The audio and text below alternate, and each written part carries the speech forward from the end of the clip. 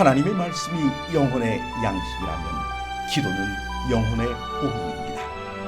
하루의 시작을 말씀과 기도로 연다면 우리의 영혼은 날로 건강해질 것입니다.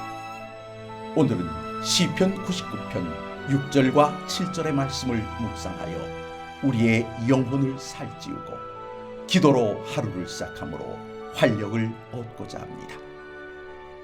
그의 제사장들 중에는 모세와 아론이 있고 그의 이름을 부르는 자들 중에는 사무엘이 있도다. 그들이 여호와께 간구하매 응답하셨도다. 여호와께서 구름 기둥 가운데서 그들에게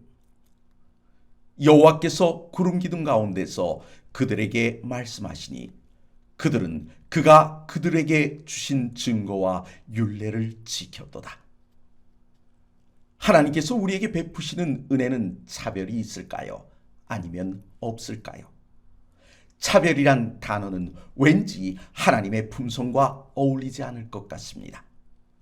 형제가 없이 자란 사람이라면 혹 모르겠지만 여러 형제들과 어울려 자란 사람들 중에는 편애라는 말에 상처를 가진 분들이 있습니다. 딸이라서 차별받고 장남이 아니어서 차별받고 부모님이 막내만 예뻐하셔서 소외감을 느꼈고 공부를 못해 천덕꾸러기였다고 생각하시는 분들이 의외로 많다는 것입니다. 그런데 교회에 들어와 보니 특히 기도의 응답을 잘 받는 성도가 따로 있는 듯하여 하나님의 사랑도 차별이 있는 것이 아닐까 은근 신경이 쓰이기도 합니다. 정말 하나님도 차별을 하시는 분이실까요? 예수님께 병 고침을 받기 위해 나온 사람들에게 주님은 종종 내 믿음대로 되라고 하셨습니다. 이 말씀은 하나님께 간구한 기도가 응답되는가의 여부는 우리의 믿음이 어떤 믿음이었는가가 한몫을 하고 있다는 것입니다. 10손가락 깨물어 안 아픈 손가락 없다며 부모님들은 모든 자녀가 다 차별 없이 소중하다고 하십니다. 하지만 자녀들은 그렇게 느끼지 못할 때가 더 많습니다. 마찬가지로 하나님의 은혜와 우리의 간구에 대한 응답도 차별이 있는 듯 보인다는 것입니다.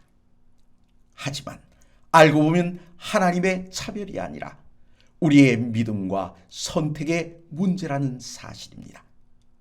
본문을 보면 모세와 아론과 사무엘을 거론하면서 그들의 간구에 응답하셨다고 했습니다.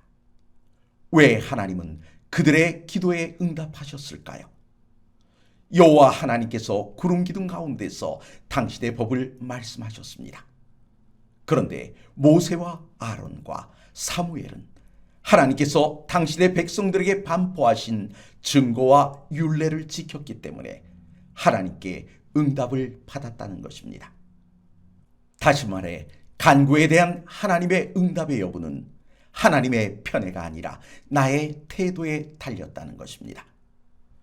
야고보는 너희가 얻지 못함은 구하지 아니하기 때문이라고 하면서 구하여도 받지 못함은 정욕으로 쓰려고 잘못 구하기 때문이라고 선언합니다.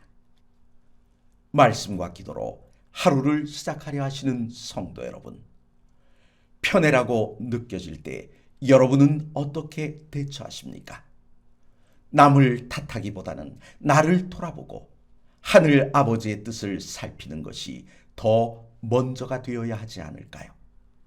이 시간 모세와 아론 그리고 사무엘처럼 응답받는 간구를 올리시는 귀한 아침이 되시길 간절히 바랍니다.